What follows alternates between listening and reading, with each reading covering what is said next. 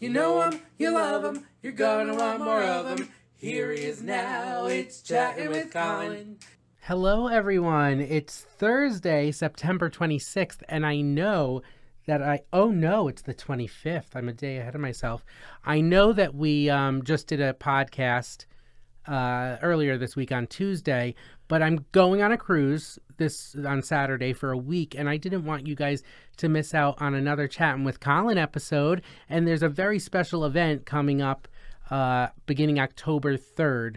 So I want to talk to our guest about that. I hope you guys are all doing well.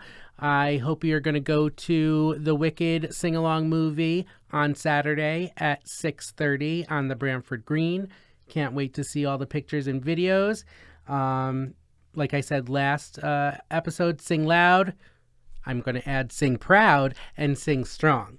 So what else? I don't think there's much of anything else. So I'm going to get right into it. Please welcome our guest, Charles Rosenay, to Chattin' with Colin. Welcome, Charles. Thank you for having me. So glad to be here. Thank you for calling me the other day and saying, hey, listen, I'm the one that does the Haunted Trolley Trail in East Haven and Bramford, and I hear you have a show, and I'd like to come on and promote it and talk to you a little bit about it. So I need to thank you for reaching out. Thank you. It's mutual. But I don't think that's not how I started. I think I started with, hey, this is Charles, Lauren's dad. Yes. So, yeah, I do work with his daughter, Lauren Rosenay, who, it's funny because way back in 2020, January of 2020, I started working at Legacy Theater with Lauren and Keeley. We were sort of the first three employees of Legacy Theater. We met once a week at a staff meeting and then left and did what we needed to do.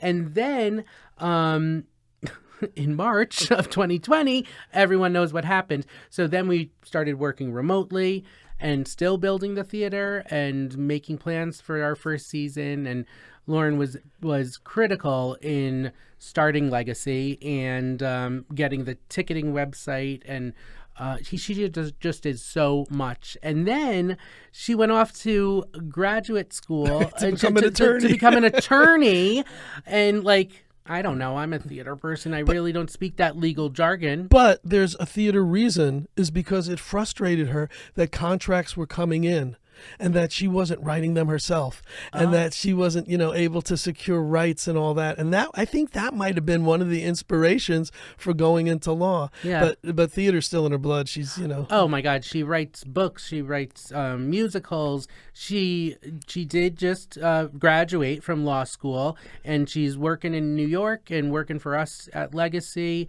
And it's just great that she started with us. Then she took a break, mostly during the pandemic, to go to school and get her law degree. And now, full circle moment, she's back at Legacy. Yes. So it's like the original team back together again, plus a lot more staff members as we continue to grow. But yeah, when you said your last name, I was like, I know you. I think I could handle this. But did you know I was always in the spooky stuff? Did you know any of this aspect of it? We're friends on Facebook, and I see that you do the spooky paranormal tours and like ghost hunting, and I sort of knew that you did all these crazy events. I've been to the trolley trail mystery, murder mystery, whatever it was.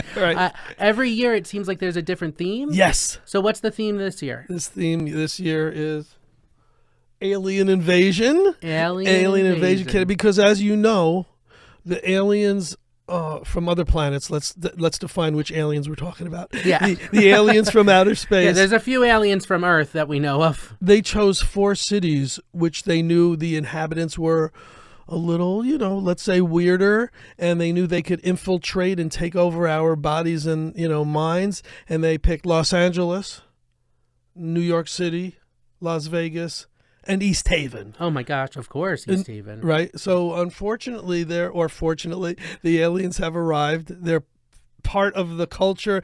We have to figure out how to disseminate which is the aliens and which aren't, and which are the good ones and which aren't. And this all happens aboard the trolley because some of the things that we've learned about these aliens who've invaded America, and specifically Connecticut and those towns, is they won't attack or they won't take over if something is moving. So if you're in a car, in a bus, in a train, or a trolley. They also despise as you know, talk shows, and they also despise music. But they do watch Chattin' with But Colin. they watch We're it. tight, They me and the aliens. they find a way to get in and watch it, and they don't like music. They don't like sing-alongs. They don't like. Oh, so they're not going to the Wicked sing-along on Saturday, I guess? They'll probably be on the outskirts. Okay. You know, they don't get right in it. Okay, so I have a question.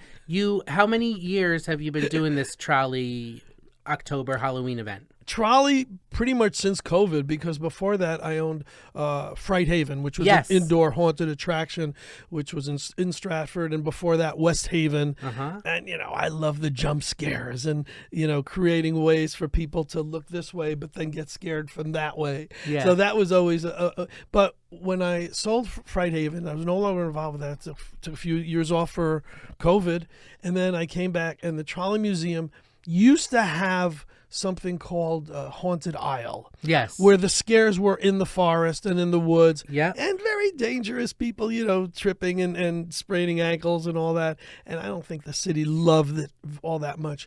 So the whole concept was, Charles, can you come up with a way to have something on board, make it special, make it fit Halloween? Yeah. First year, I told ghost stories going out.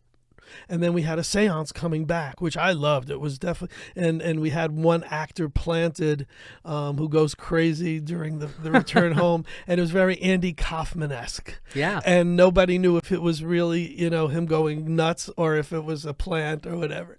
The second year we tested the murder mystery, and it was metz, but people liked it. And last year we really fine-tuned Halloween-themed murder mystery with X amount of actors. You know who was the actor on board, and everyone who's on board could have been the criminal, could have been the killer, and then we figure out who it is. And so I said, I love the murder mystery theme, but what can we do differently? And once we heard that the aliens invaded, it all made sense to make that the theme this year. Yeah. And people love it. It's so funny because, as you know, I'm a theater director, and the way you're talking is very theater directory. Yes. And I'm very interested in how many people, it's a huge endeavor you do, how many people are working behind the scenes to create the set and the experience and everything, but then how many actors do you have in it? Because I know it takes a village. Yeah.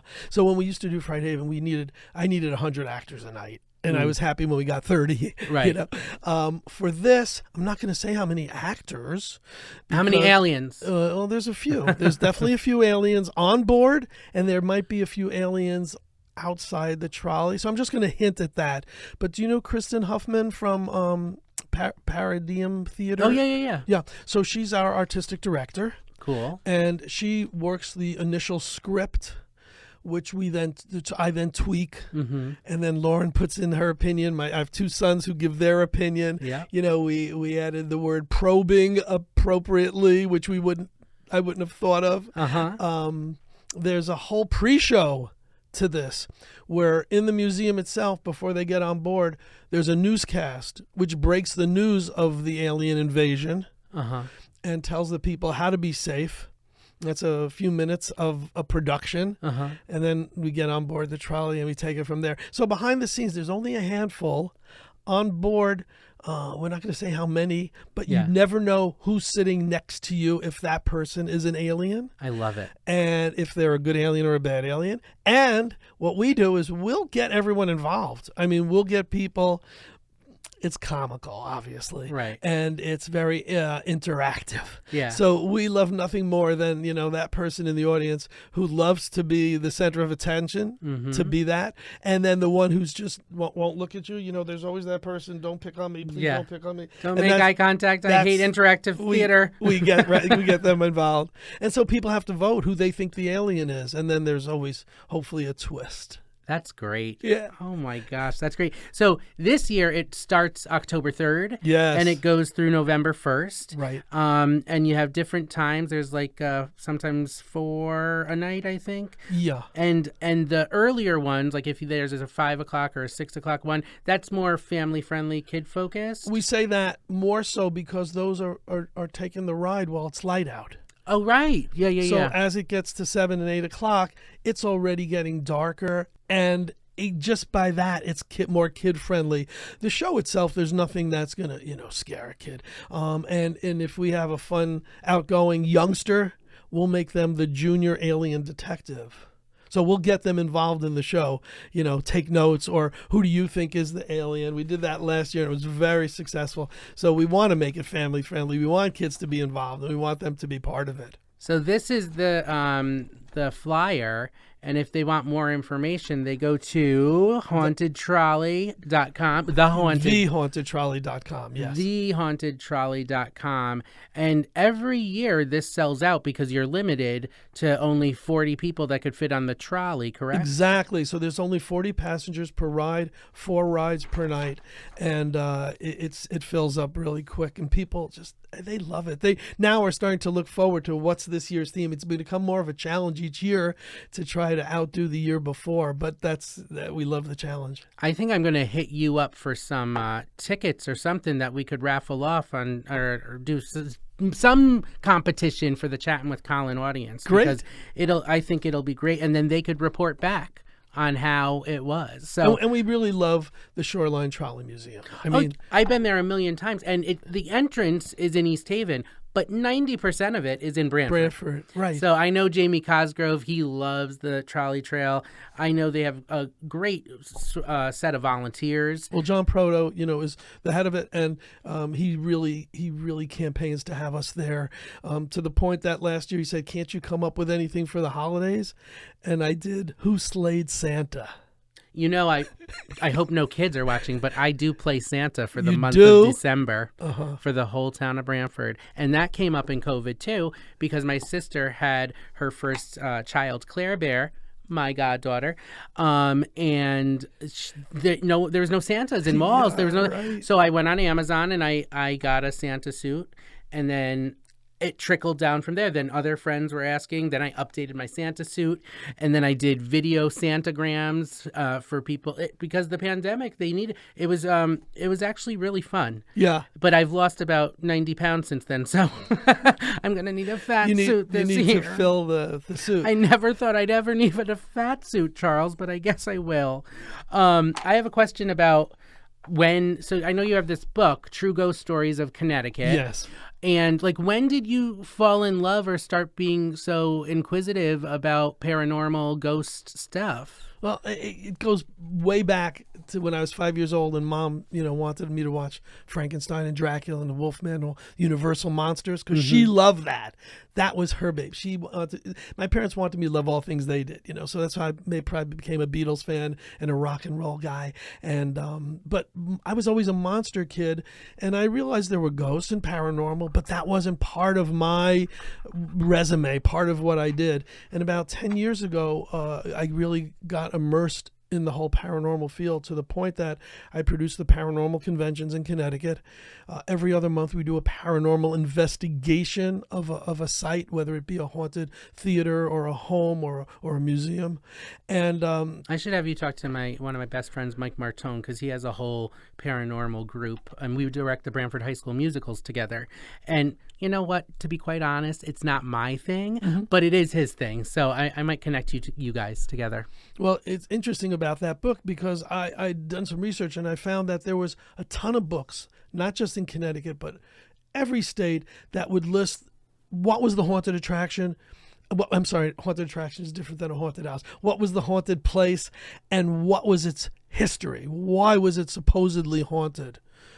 I didn't want to read that. What I wanted to read is what happened to you, what happened to me, what happened to our viewer when they were at that location. What was their experience at Dudleytown? What was their experience at the Ansonia Opera House? And so this book compiles my experiences and experiences from paranormal experts, everyday people, and what happened to them when they were at these supposedly scary places. The cover is I'm really proud of, because if you look very closely, there's an upper balcony, and that is the Ansonia Opera House. And I took a bunch of pictures of this door where only the light shone through. We weren't allowed up there. It wasn't safe enough. And after 20 pictures, in one picture was that shadow figure. And I said, wow, I have a cover for my book. That's amazing. Because they do say that every theater is haunted. Which is why we have a ghost light, right? Which is why we have a ghost light at the end of the night. Whenever we're not in the theater, there's never a light off. You put the ghost light out on stage to make sure the ghosts keep everything safe. And, the Palace Theater is set to, in New York City, is said that the ghost of Judy Garland is there. What do you know about, or do you have any philosophy about why most theaters have ghosts, or have you ever? I absolutely do. Yeah, tell me everything. I feel, and this is my theory, that the most haunted places are perhaps the places that people loved the most. So where is their spirits? In homes, of course. In homes, in schools, in churches, in theaters. Wait, these are the places that people don't want to leave because their best memories are in places like theaters and in their homes. That makes so much sense. Right? And so there's two schools of thought. One is that they're there, they're happy, they don't want to leave. They're not doing anyone harm. If they're spotted once in a while or if they move a spoon, so be it. The other thing is that maybe they don't know they can cross over. And that's when paranormal experts come in and hopefully do a good deed and help them cross over because they don't know that they can. And that's a whole new realm of the paranormal and the whole supernatural bit. But, I have a partner, Thomas Gormley. We're the shaman and the showman. And you know which one I am, of course. Yes. But he's the real deal. He's a paranormal expert. He's a true crimes expert. He's part of Ordruna, and he's the archangel of the paranormal. And he can go into a place and know if someone has to cross over, if something has to be done. And I've just really embraced the whole field.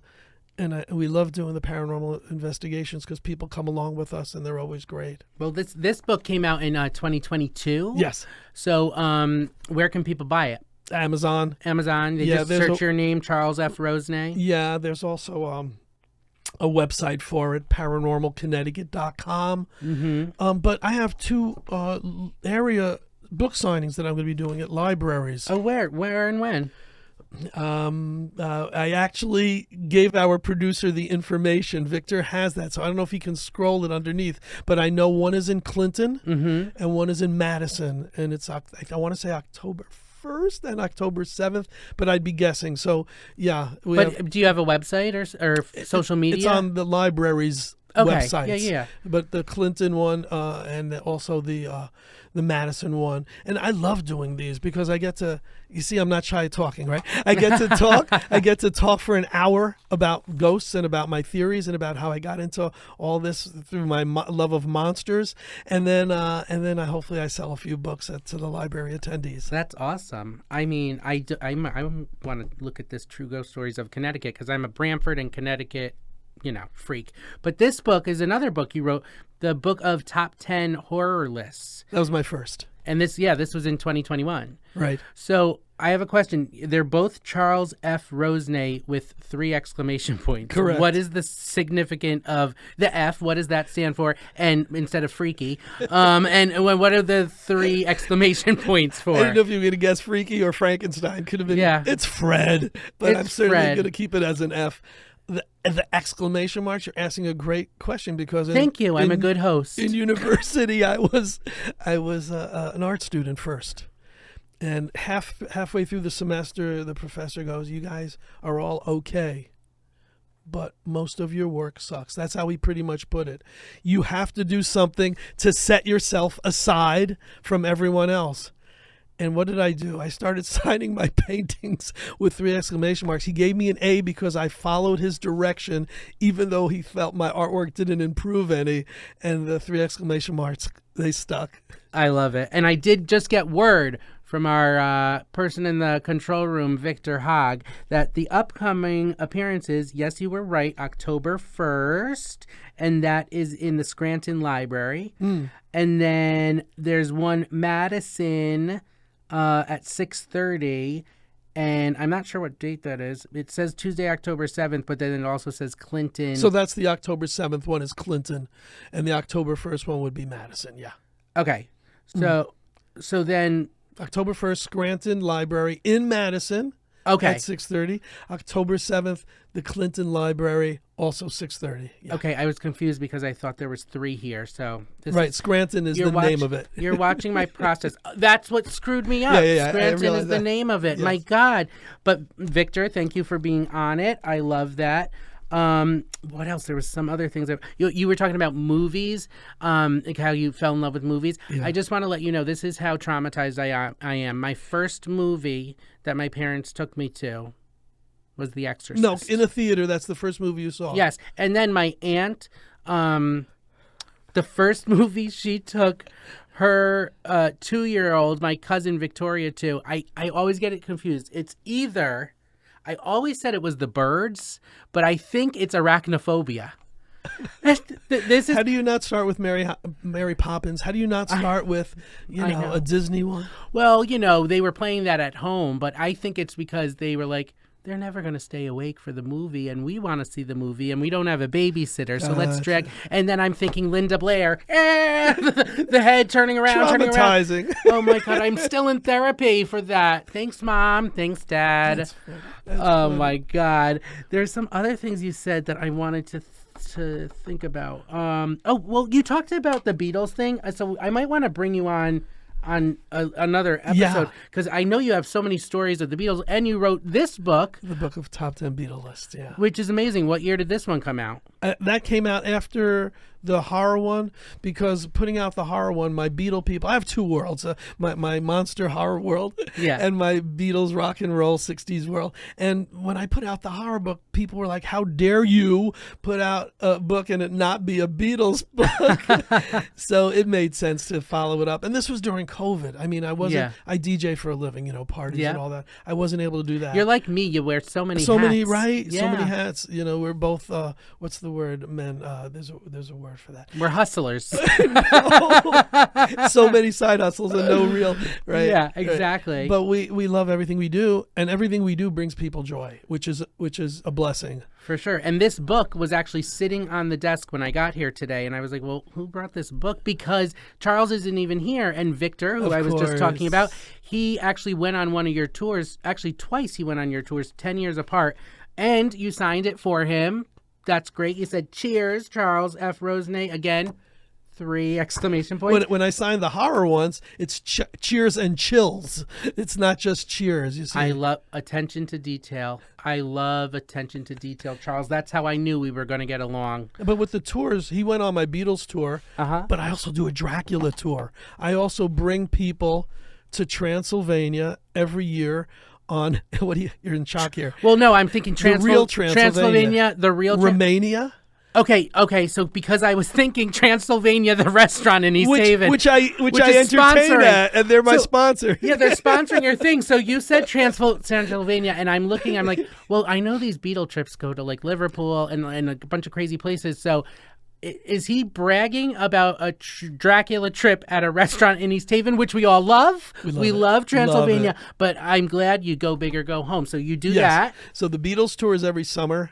And we do that in August during Beatle Week, and we'll talk about that on the next show. But the Dracula tour, we go to actually Bucharest and Sighisoara and Brasov and all these places where Vlad the Impaler, Vlad Tepes, has his history, and we combine the truth, the history of his being and his rulership with the fiction and fun of Bram Stoker's Dracula. And we do that every year since 1998, and people love it. I think there's a promo card on your table somewhere. There is somewhere. I don't know. It's this one. He comes with lots of things and trips and everything. Yeah. I love it. Wow. So what else, Charles? What else do you want to talk about? So you mentioned Transylvania Restaurant. And yes, they sponsor. They're really super people and great food. And they sponsor the Haunted Trolley. So Alien Invasion Connecticut is, sponsored by them in addition to the Shoreline Trolley Museum. But I entertain there twice a month. Which I've been doing now for 3 years. The second Thursday of every month, I do horror trivia, monster trivia, and don't judge me. And the third Thursday of every month, Monster Bingo. I am judging it. That ruined it, right? No, it's totally cool. Like I said, it's not my thing, but there is an audience for this. There's a lot of people that theater isn't their thing, Broadway isn't their thing, but that's the beauty of this world. We could all coexist together, have our own interests, and you know, it's. I love having this conversation. I think you're very energetic. You really are a go-getter. Yeah. And I think that's amazing. Going back to the ticket giveaway, this is what I thought, because this is what I'm doing during this. I'm ready. I think we'll release the episode today, even though I was going to wait till we're on the cruise, but why not just release it? Because we want people to start buying tickets. And I'll tag you in the post, and we'll ask the people to share their most unique ghost or paranormal experience. And then maybe you and I could pick a winner or winners. We could figure that out. But this is going to be fun. Yeah. I want to hear all their stories. Yes, great idea. Yeah. And if their stories are good enough, it'll make it into the next edition, volume 2 of True Ghost Stories of Connecticut. I've definitely heard from some friends that have ghost stories, and I'm sure you'll see it on my social media, and I'm sure you're going to write about it, because again, every year this sells out. So we really want to make sure you start buying tickets if this is your thing. What else, Charles? If someone says, "Oh, I'm not going to do it, I'm too scared," that doesn't even come into play here. Yeah, it's Halloween themed, it's alien themed, but it's not scary. We make a big point of saying no one jumps out at you. Mm-hmm. There's no teenagers screaming in your ears. You don't have to run around and be chased. None of the tropes of a normal haunted attraction, which I love, but it's a separate deal here. This is a little more maybe, thinking and fun. Yeah. And comedy. Yeah, and so you have this alien behind you. What's the story? Does he or she or it or they, them, there have a name or a story? Yeah, that's Gary. That's Gary, and what's his He's deal? just a friendly guy, and he's will once in a while give me a heads up if there's a dangerous alien in the area. Oh, that makes sense. Yeah, because they've been here much longer than we know. We only know of the current invasion, which are the bad ones. The good ones have assimilated, and they're part of. What are you looking at me? I'm winging this here. No, I love this because I'm looking at you like you DJ, you host bingo, you host trivia, you go on tours for the Beatles. Sure. I'm sure you do a million other things, and it literally sounds like me, just with a different subject matter. And one of my greatest treats was when Joan Joyce was at the Legacy Theater. Yeah. And our author, who acted every single night, couldn't be on this last night. And I filled in because I've done everything, TV, commercials. I've done acting in horror movies. I've done it all. I never did theater. Wow. And Lauren said, "You're doing it." And I said, "Okay." But I mean, you hosting all these events, and like you are being an actor. Absolutely. And you're being very theatrical. You're performing in front of an audience. You have to keep it entertaining. Of course. Did that come natural to you? So being a DJ and having to ad lib in front of a crowd and get everyone dancing and having fun, my show isn't just spinning. It's making the people have fun and comedy and throwing out lines. And I started in a nightclub in New Haven where I was on a stage doing costume changes. It was unheard of. Wow. And so I had a lot of fun doing that. And that's sort of not being shy, not being, I want to be in front of a microphone. If it's 10 people or 1,000 people, I'm going to find a way to entertain them. On a Beatles tour, I once was an MC in front of 100,000 people introducing bands. And that's a joy for me. And you give me the opportunity to ad lib, I'll usually screw up, but I'll have fun doing it. But usually in theater, in a show, you're supposed to stick to the script and not ad-lib. So did you, one question, did you ad-lib? Did you get all your lines right? And the other question is, do you sing? I sing poorly. It was a musical, Charles. So it was. Do we need to give people their money back? Fortunately, I didn't have to sing in that role. Good. But yeah, I give me theater anytime, and I'll jump at the opportunity. But give me a chance to ad lib outside of a scripted theater, and I'll do that as well. Oh my gosh. Well, Charles, this has been so great. Is there anything else you want to end on? TheHauntedTrolley.com. I knew it. I knew it. That's the other reason why I was looking at you so like, oh my God, because you're also like me, like you know exactly what to plug, when to plug it, and that's just every what weekend. we do. Every weekend in October, and the last few weekends will be Friday, Saturday, and Sunday. Yeah. So again, thehauntedtrolley.com, and let us know your ghost, your personal ghost or paranormal stories. Give a bunch of details, and I'm sure people will want to read them. We're going to want to read them, and who knows, you might get a pair of tickets to come on the Haunted Trolley. And the whole Alien Invasion Connecticut theme, I think, is going to be great. Thank you. So, with that said, Charles, thanks for being my guest on Chattin' with Colin. I cannot wait to talk about all things Beatle. Actually, one last question. Have you met any of the Beatles? Look at the back of the book. Oh, yeah. That's me with Paul McCartney. I got me all of them except John Lennon, and we'll tell all those stories in the future. Do you know all of their birthdays? Yeah. Okay. I was born on Ringo Starr's birthday. July 7th? July 7th. Wow. 7/7. You might be a few years younger. I'm a few years younger, yes. But I cannot wait to have you back to hear all these stories. I'm sure some of the Chattin' with Colin audiences are Beatles fans and would love to get the behind the curtain scoop on that. So Groovy. Again, I think you're amazing for coming. I cannot wait to check out the Trolley Trail event, and I can't wait to have you on again. I am so excited that you watched Chattin' with Colin. I'm sure the next guest is going to be someone just as special. Thanks for watching, and have a great day. You know him, you love him, you're gonna want more of him. Here he is now, it's Chattin' with Colin.